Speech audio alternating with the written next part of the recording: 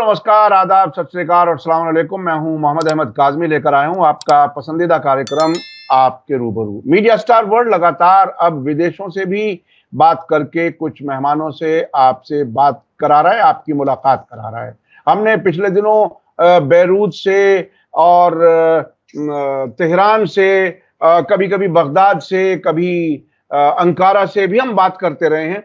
आज मॉस्को में हम बात कर रहे हैं। मॉस्को में इस वक्त हमारे खास मेहमान हैं फिरोज मीठी बोरवाला साहब, जो मुंबई में रहते हैं और फिलिस्तीन के लिए इन्होंने अपनी एक तरह से जिंदगी वक्फ की हुई है। मुसलसल एक्टिविज्म, ये अपने आप में एक कंसिस्टेंसी, ये एक बहुत बड़ा काम है। वहां भी मॉस्को में फिलिस्तीन से मुताल्लिक ही एक कॉन्फ्रेंस में गए हुए हैं और एक ऐसी तैयारी है जिससे कि एक बड़ी कॉन्फ्रेंस हो। रूस ऐसा मुल्क है जहां से एक बड़ी तादाद में यहूदियों को, बहुत से यहूदियों को लाया गया इजराइल में बसाया गया, यानी वहां से भी ज़ायनिस्ट लोग इधर आकर के बसे थे। अब रूस में क्या कुछ हो रहा है, फिलिस्तीनियों के हक में कुछ बात करने वाले लोग वहां भी हैं। ये एक बड़ी अहम बात है और बड़ी मैं समझता हूं कि इस वक्त जिस तरह से दुनिया भर में फिलिस्तीन के हक में माहौल बना है, उसका असर मॉस्को में भी है। क्या कुछ है, हम इस पर बात करेंगे। इसके अलावा जो कुछ इस इलाके में हो रहा है उस पर बात करेंगे। आज का एपिसोड थोड़ा छोटा होगा क्योंकि बहुत ही मसरूफ टाइम में आपने टाइम निकाला है मॉस्को में। फिरोज मीठी बोरवाला साहब, वेलकम है आपका। मीडिया स्टार वर्ल्ड को आपने मॉस्को में रहते हुए टाइम दिया, उसके लिए बहुत बहुत शुक्रिया। सबसे पहले आप ये बताइए कि आप मॉस्को में क्यों हैं, वहां क्या इवेंट है, क्या कुछ करने के लिए गए? फिलिस्तीन की आज़ादी का जो सवाल है वो हम लोग को मॉस्को और रशिया तक लाया है। हमारे एक मित्र है जो लेबनीज है, जो रहते हैं मॉस्को में, और काफ़ी टाइम से बात चल रही थी कि ऐसी एक थिंक टैंक मिले या कुछ ताकत मिले रशिया में जो पैलेस्टाइन के साथ खड़े होने के लिए तैयार हो। इतना बड़ा मुल्क है, हम जानते हैं कि रशिया के लोग पैलेस्टाइन के साथ हैं, मगर वो कभी सड़कों पे तुमको दिखा नहीं। तो और अभी जो पूरा पोस्ट यूक्रेन वर्ल्ड जो बन रहा है और पोस्ट गाजा वर्ल्ड जो बन रहा है, उसमें पैलेस्टाइन का सवाल दुनिया का सबसे इम्पोर्टेंट सवाल बनकर हो, सबसे बड़ा मॉरल क्वेश्चन वो हमारा था ही। अगर अभी जो गाजा का जो हॉलोकॉस्ट हुआ है उसके बाद तो ये बातें तय हो चुकी है। तो दुनिया दो हिस्सों में बटी है, एक जो है पैलेस्टाइन के साथ जिसमें ग्लोबल मेजोरिटी है, और कुछ चंद मुल्क वेस्टर्न कंट्री जो इसराइल के साथ खड़े हैं जो एक माइनॉरिटी है। तो हम लोग ने एक प्रोसेस शुरू किया है which we call the global majority. हम लोग अपने अपने अपने आप को ग्लोबल साउथ नहीं बोलते, क्योंकि रशिया एक बहुत बड़ी ताकत है जो ग्लोबल नॉर्थ में है। तो ग्लोबल मेजोरिटी जिसमें जो तीन जो इम्पोर्टेंट कंट्रीज है, रशिया, चाइना और ईरान, जो इस संघर्ष में आगे है। इंडिया का भी रोल दिख रहा है कि रशिया के साथ खड़ा है। अमेरिका का दबाव बहुत है इंडिया पे, मगर इंडिया भी ब्रिक्स और एससीओ में एक बहुत बड़ी अहम भूमिका निभा रहा है। और हम जैसे लोगों को भारत में ताकत हमको देनी चाहिए, जो भी सरकार हो, कि आप इस पक्ष में रहे, सही पक्ष में रहे, और अमेरिका के साम्राज्यवाद और ज़ायनिस्ट दबाव में ना आए। तो मॉस्को में जो कॉन्फ्रेंस हमने एक अप्रैल में भी की थी, अप्रैल में हम लोग आए थे, हम कुछ साथी है, हमारे और एक दोस्त है सुजात अली कादरी, शायद प्रधान, हम लोग सब साथ में आए मॉस्को में। तो एक वो तैयारी की बैठक थी, एक दूसरे को समझने की बैठक थी, क्योंकि जो रशिया के साथी है वो यूक्रेन से लेकर आर्मीनिया, अजरबैजान में जूझ रहे हैं कि वो एक जो ज़ायनिस्ट लॉबी है, जो जूइश ज़ायनिस्ट लॉबी है, वो आक्रमण रशिया पे चल रहा है। रशिया के अंदर भी अभी भी वो जूइश ज़ायनिस्ट लॉबी है जो बहुत सारी चीज़ों को कंट्रोल करती है, मगर प्रेसिडेंट पुतिन उनके खिलाफ चट्टान करके खड़े भी है। तो वो एक बहुत बड़ी लड़ाई है। इकोनॉमिक्स, मीडिया, आज भी बहुत सारा कुछ उनके कंट्रोल में है। उसके बावजूद भी आज रशिया में एक थिंक टैंक मिली है, मिस्टर आरेक स्टेपानियान, हमारे दोस्त यूजीन ज़ोग्रानियान, और उनके साथ जो पूरी टीम है। एक पुरानी थिंक टैंक है, 25 साल पुरानी, जो पेट्रियोटिक रशियन है, रशियन देश के पेट्रियोटिक लोग हैं वो लोग, जो रशिया को भी उनके चंगुल से निकालना चाहते हैं और पैलेस्टाइन के साथ खड़ा होना नहीं चाहते। तो हम लोग 2 दिन के कॉन्फ्रेंस में थे, बहुत सारे पेपर्स पढ़े गए अबाउट ये जो ग्लोबल मेजोरिटी और आगे की दुनिया कैसी होगी, उस पे बात हुई, आज के एनालिसिस की बात हुई। तो हमारे साथी आए थे, फिनलैंड की एक टीम है, क्योंकि फिनलैंड अभी नेटो में जा चुका है, मगर वहाँ के एक पार्लियामेंट्री मेंबर आए थे जो नहीं चाहते थे कि फिनलैंड आज अमेरिका के चंगुल में फंसे, क्योंकि यूरोप बेसिकली एक वैसल स्टेट बन चुका है। आज यूरोप आज़ाद नहीं है, यूरोप अमेरिका नेटो का एक वैसल स्टेट बन चुका है। फिर हमारे ईरान के साथी आए थे, आगा बाराती, जो एक बहुत बड़े विद्वान आदमी है, स्ट्रेटेजिक एक्सपर्ट है, तो उन्होंने भी अपने पेपर पढ़े। फिर चेक रिपब्लिक के लोग थे, सीरिया से ऑनलाइन हुआ था, और हमारे कुछ रशियन एक्सपर्ट भी थे। तो बहुत ही इम्पोर्टेंट कॉन्फ्रेंस हुआ था, जिसमें ऑफ कोर्स पैलेस्टाइन एक सेंट्रल इशू है, क्योंकि पैलेस्टाइन क्रिश्चियंस और मुस्लिम्स के लिए भी बहुत इम्पोर्टेंट है। और आज यूक्रेन में एक क्रिश्चियन को मार रहा है, मिडिल ईस्ट में मुसलमान एक मुसलमान को मार रहा है, जो सीरिया में उन्होंने देखा, इराक में भी देखा। तो ये लड़ा कौन रहा है? अमेरिकन साम्राज्यवादी ताकत और उसमें जो जूइश नियो कंजर्वेटिव लॉबी है। ये जगह जगह पर मतलब यूक्रेन और रशिया के लोग एक ही किस्म के लोग हैं, स्लेविक लोग हैं। चर्च भी उनका एक ही, ऑर्थोडॉक्स चर्च। आज वो चर्च भी बढ़ चुका है, रशियन ऑर्थोडॉक्स चर्च और यूक्रेन ऑर्थोडॉक्स चर्च। बहुत सारी चर्चेज ज़ेलेंस्की ने बंद कर दिया। आज बहुत बड़ा दमन हो रहा है, राजनीतिक पार्टीज बैन हो चुकी है यूक्रेन में, वो वेस्ट बात नहीं करता। तो आई थिंक मुस्लिम वर्ल्ड में भी आर्मीनिया के बारे में हम लोग को ज्यादा बात करनी चाहिए, क्योंकि वो एक अकेला लौता क्रिश्चियन कंट्री है दुनिया में जिसको वो लोग ने बहुत ही टारगेट में रखा है, आर्मीनिया को भी। और क्रिश्चियन वर्ल्ड भी पैलेस्टाइन के बारे में ज्यादा बात करे, क्योंकि उनका तो पहला हक बनता है। ईसा नबी तो वहीं के थे, ईसा नबी पैलेस्टाइन थे। तो ये हम लोग कोशिश करें कि क्रिश्चियन और मुस्लिम जुड़े। ऑफकोर्स लिबरल जूस हमारे साथ जुड़े ही है, ताकि वो डिवाइड एंड रूल पॉलिसी में अभी वो नाकामयाब हो जाए, वो हमारी बड़ी कोशिश है। तो उसी के साथ हम लोग अक्टूबर में एक बहुत बड़ा ग्लोबल कॉन्फ्रेंस करने जा रहे हैं, मिड अक्टूबर में, इसी को लेकर। मगर अभी जो हमारी रशियन दोस्त है वो ज्यादा क्लियर हुए हैं। वो क्लियर तो थे, मगर उनको भी हिम्मत मिली हम लोग के आने से। और ये जो पूरा अलायंस, पीपल्स अलायंस, एक पॉलिटिकल अलायंस तो है, government to government, Russia, China, Iran, ये सब ब्रिक्स में। मगर ये पीपल टू पीपल के स्तर पे मैं मानता हूँ कि पहली बार बन रहा है। रशिया का इतना बड़ा इन्वॉल्वमेंट ये सवाल पे पहली बार बन रहा है। ये बहुत बड़ी बात है। और ये जो आपने बात बताई कि अमेरिकन इंपीरियलिज्म और जीविश जायनिज्म ये मुसलमानों में और ईसाइयों में एक दूसरे को कत्ल करा रहे हैं, एक दूसरे को मरवा रहे हैं, ये एक बहुत ही अहम बात कही अपने। अच्छा, अभी जो ताज़ा सूरत हाल है इजराइल फिलिस्तीन जंग की, जिसमें इजराइल मुसलसल हर दिन, हर घंटा, हर मिनट ईरान के जवाबी कार्रवाई का इंतजार कर रहा है। ईरान और हिजबुल्लाह इस वक्त ये बात कह रहे हैं कि ये जो हम इंतजार करा रहे हैं, ये भी हम सजा दे रहे हैं, इनको पूरी तरह से सजा देंगे और जवाबी हमला जरूर करेंगे। और उसके बीच में कुछ स्टोरीज प्लांट कराई जा रही हैं बाकायदा। मैं तो इस्माइल हानिया के कत्ल के बाद से कम एक लिस्ट मैंने बनाई है, कम से कम 10 ऐसी खबरें छपी हैं न्यूयॉर्क टाइम्स में और टेलीग्राफ्स में, जिसको रिप्रोड्यूस किया गया वेस्टर्न मीडिया में, जिसमें कई भ्रम पैदा करने की कोशिश की जा रही है ऐसे वक्त में जब ईरान और हिजबुल्लाह कह चुके हैं कि हम जवाबी हमला जरूर करेंगे, बड़ा हमला करेंगे। इस वक्त की सूरत हाल को आप कैसे देख रहे हैं? Yes, you are right. Iran उनको तड़पा रहा है कब हमला होगा। 40,000 बिजनेसेस बंद हो चुके हैं, 60,000 बंद होने की कतार पे है। इसराइल की इकोनॉमी पूरी कोलैप्स हो रही है।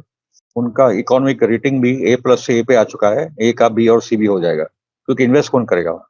क्योंकि ये एक और आज ये टाइम पे बोलना जरूरी है। मैंने ये बात 2010 में बोली थी कि गाजा आज का करबला है। ठीक है, मतलब बेनगवीर और स्मोट्रिच, उनमें से किसी एक ने बोला कि अगर वो संभव होता तो ये जो 20 लाख लोग हैं उनको तो हम लोग भूख से मरवा डालते। 2 million people by starvation would have. ठीक है, तो इनको खाने पीने से भी वंचित रखा जा रहा है, पीने के लिए, पानी के लिए तरस रहे लोग।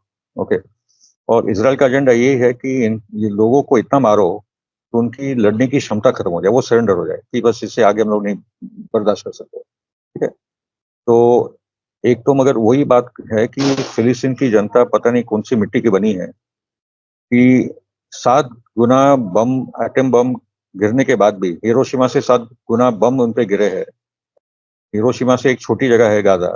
ओके, इतना सब मरने के बाद भी और इतना सब भुगतने के बाद भी ये लोग सरेंडर होने के लिए तैयार हैं।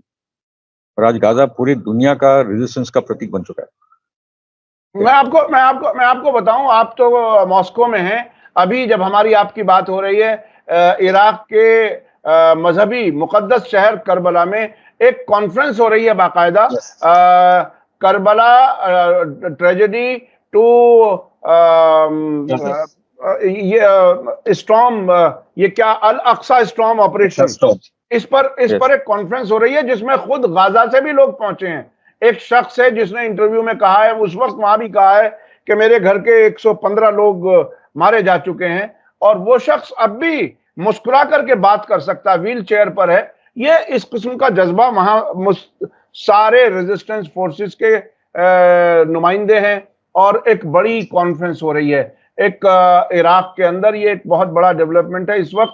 और अब ये बताइए कि ये जो मीडिया के जरिए कभी ये कहने की कोशिश की जा रही है, अभी लेटेस्ट ये है जो प्लांटेड स्टोरी मुझे लग रही है, जिसमें ये कहा गया है कि अगर सीज फायर हो जाए तो ईरान जवाबी हमला नहीं करेगा, और इस पे बाइडेन का बयान भी दिलवा दिया इस तरह से।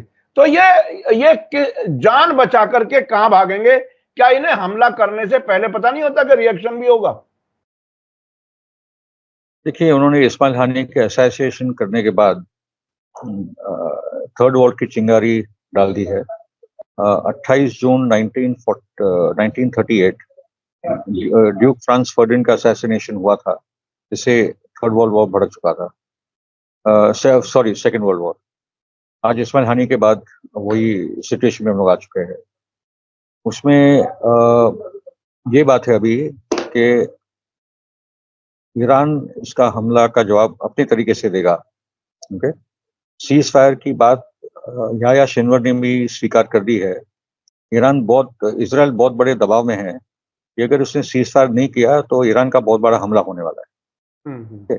और ईरान ने यहाँ तक भी बोला है कि सीज फायर के बाद भी मैं हमला तो करूंगा, वो एक अलग टाइप का हमला होगा, हमला तो होना है। ठीक है, अगर अभी अमेरिका से लेकर इजिप्ट, ओमान, कतार, ये सब देश डर गए हैं कि अगर ईरान ने एक बड़ा हमला कर दिया तो उसके बाद क्या होगा। इजराइल भी डरा हुआ है, क्लियर कट, वो सब बंकर्स में बैठे हैं। ठीक है, कमला हैरिस और बाइडेन को भी जरूरत है कि अगर सीजफायर नहीं हुआ तो कमला हैरिस का इलेक्शन जीतना बहुत मुश्किल है, क्योंकि डेमोक्रेटिक पार्टी का भी जो कन्वेंशन हो रहा है, जो कमला हैरिस का स्वेरिंग इन होगा, वहाँ डेमोक्रेटिक पार्टी के कार्डर्स ही वहाँ जाके रास्ता रोको करे कि भाई सीजफायर होना चाहिए, क्योंकि जेनोसाइड कमला हो चुका है।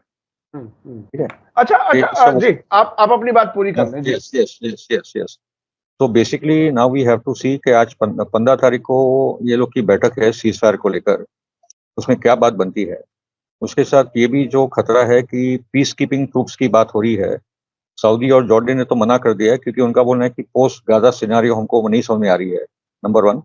नंबर 2 के पैलेस्टीन स्टेट की बात इजराइल स्वीकार करता है कि नहीं तो हम लोग जाके कौन से दल में फंसे। अमेरिका ने भी मना कर दिया कि मेरे बूट्स ऑन द ग्राउंड नहीं होंगे। अभी तक यूएई और इजिप्ट ने ये बात मानी है कि हम लोग उतरेंगे। ठीक है, तो वो मतलब इजराइल निकलता है वहां से, और अगर यूएई और इजिप्ट के ट्रूप्स अंदर आते हैं और फिर उनका ही हमास के साथ सिविल वॉर टाइप सिचुएशन हो जाते हैं, तो और भी खतरा पैदा हो जाएगा। ये तो अरबों में लड़ाई हो जाएगी।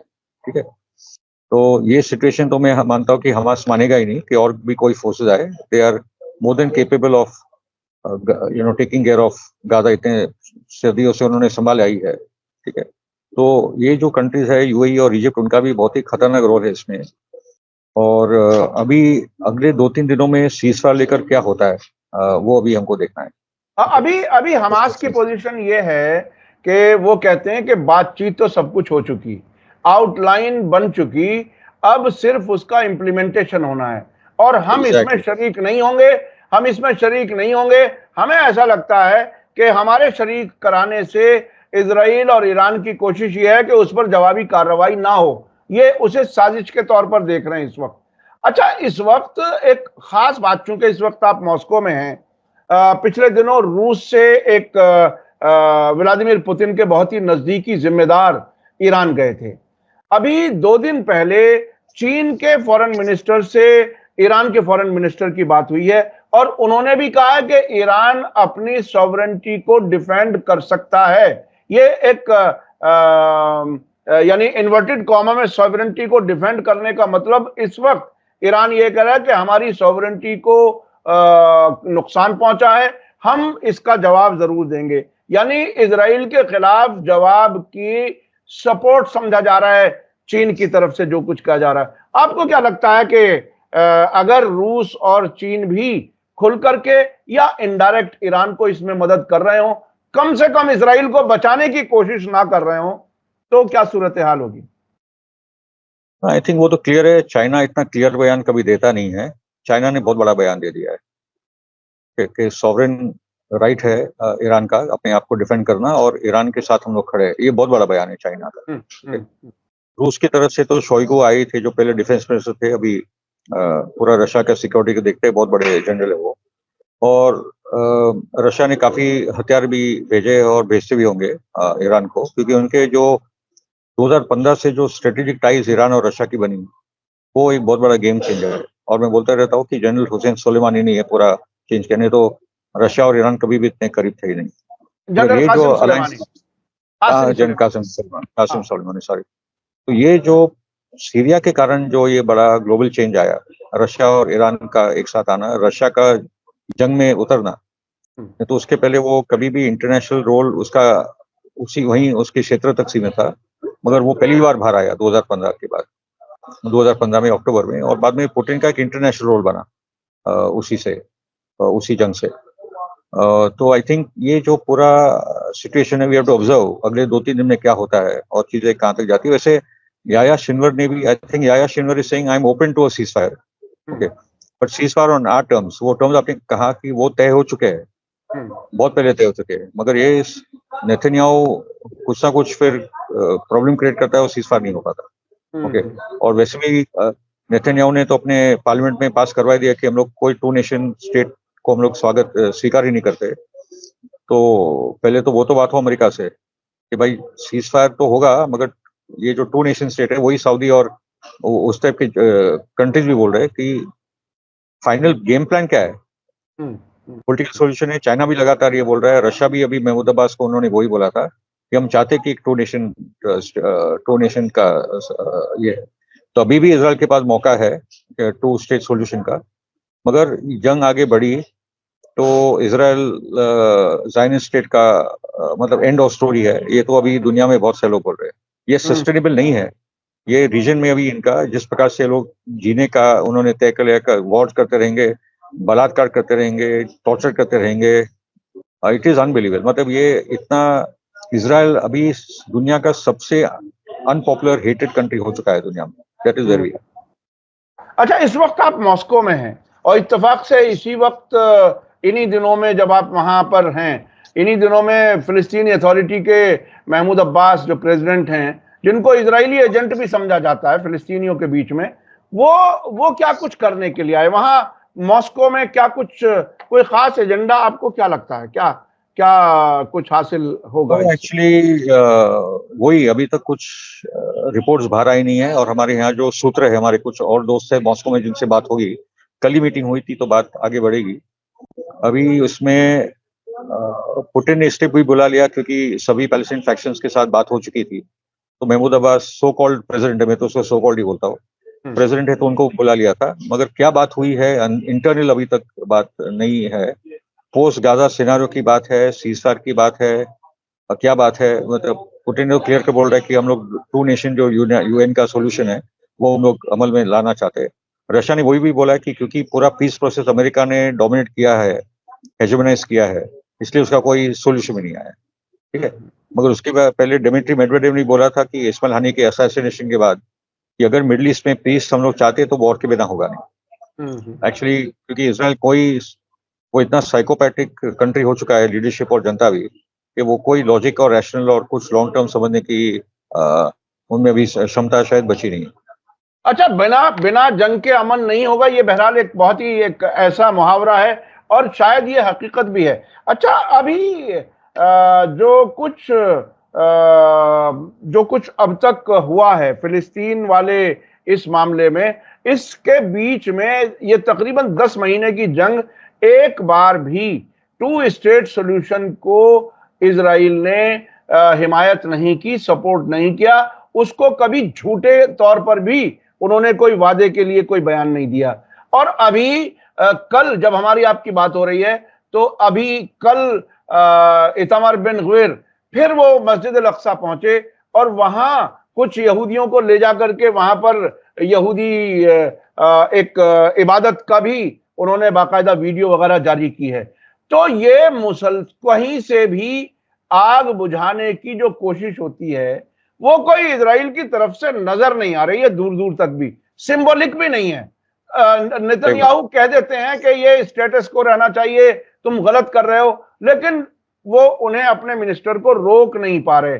उसमें ऐसा लगता है कि उनका सपोर्ट जारी है। तो टू स्टेट सॉल्यूशन का तो मेरे ख्याल से कोई भी जिक्र करके अपने आप को ही धोखा दे रहा है ना ऐसी हालत में। सही बात है। कल का जो दिन है उसका एक नाम है तिशा बेआव। ये वो दिन था जो टेम्पल ऑफ सोलोमन था वो रोमन एम्पायर के दौरान टूटा था 70 एडी में। उनका मानना है कि जब साइरस वो जो नेबुकदनेस्सर ने भी तोड़ा था वो भी 536 एडी में बिफोर क्राइस्ट, सॉरी, एंड बाद में जो 70 एडी में जो ये दूसरी बार टूटा, ये इसी दिन टूटा था। तो तिशा बेआव के दिन वो पिछले 20-30 साल से हर बार आके कोई ना कोई बड़ा अटैक करते हैं। पॉइंट है कि नेतन्याहू का तो पूरा सपोर्ट है। वो थोड़ा वेस्ट को गुमराह करने के लिए वो कुछ थोड़ा मॉडरेट बातें कर लेगा, मगर उसके पूरे समर्थन से ये हो रहा है।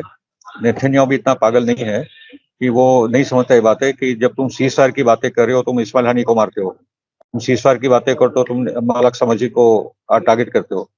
पूरा 7 अक्टूबर का ही अपराइजिंग का नाम अल-अक्सा तूफान है, अल-अक्सा स्टॉर्म है। तो कल और भी स्टॉर्म में आपने आग डाली है और क्या किया आपने, ठीक है ना। तो इनकी कोई ईमानदारी नहीं है। ये रेजिस्टेंस के दबाव के कारण ही इसका कुछ सीज़फायर होगा और रेजिस्टेंस के कारण ही फिलिस्तीन आजाद होगा। मुझे तो अंतिम में टू स्टेट का सॉल्यूशन इस्माइल हानी ने भी स्वीकार किया था, याया शिनवार ने भी स्वीकार किया है। वो ईमानदार है इसलिए वो पीस चाहते हैं। There is no partner for peace on the Israeli side. वो कोई किस्म का अमन नहीं चाहते, कोई सॉल्यूशन नहीं चाहते। इनका एक ही सॉल्यूशन है कि ये पूरी आवाम को मार डालो, इनको यहाँ से निकालो, और भी ये दुनिया समझ रही है। तो जब वो नहीं पीस चाहते तो इसका अंजाम वही होगा कि ज़ायनिस्ट इजराइल कोलैप्स होगा और फिर जो ऐतिहासिक जो एंशिएंट पैलेस्टाइन था वो वापस अपनी जगह पे आएगा। जी जी जी जी, बहुत बहुत शुक्रिया, बहुत बहुत शुक्रिया। आपने सफर के बीच में टाइम निकाला मॉस्को में, और मुझे अंदाज है कि आप काफ़ी बिजी शेड्यूल है, उसके बीच में आपने टाइम दिया, उसके लिए बहुत बहुत शुक्रिया। मैं अपने दर्शकों से कहना चाहता हूं कि मेरी पूरी कोशिश रहती है कि खबर को सोर्स से, बिल्कुल जहां नज़दीक तरीन जो वाक़या हो रहा है वहां से हम इंफॉर्मेशन आप तक पहुंचाएं। आज का ये वीडियो आपको कैसा लगा कमेंट्स में ज़रूर लिखें। इसी के साथ मुझे दीजिए इजाजत, धन्यवाद, शुक्रिया। आपका भी एक बार फिर शुक्रिया बोरीवाला साहब, आपने टाइम दिया। इसी के साथ मुझे दीजिए इजाजत, धन्यवाद, शुक्रिया। जय भारत, जय हिंद। मीडिया स्टार वर्ल्ड के और वीडियो देखने के लिए हमारे चैनल को सब्सक्राइब करें और सीधे नोटिफिकेशन पाने के लिए बेल आइकन दबाएं। और अगर हमारी खबर सच्ची और अच्छी लगे तो अपने व्हाट्सएप, इंस्टाग्राम, फेसबुक और ट्विटर अकाउंट पर जरूर शेयर करें।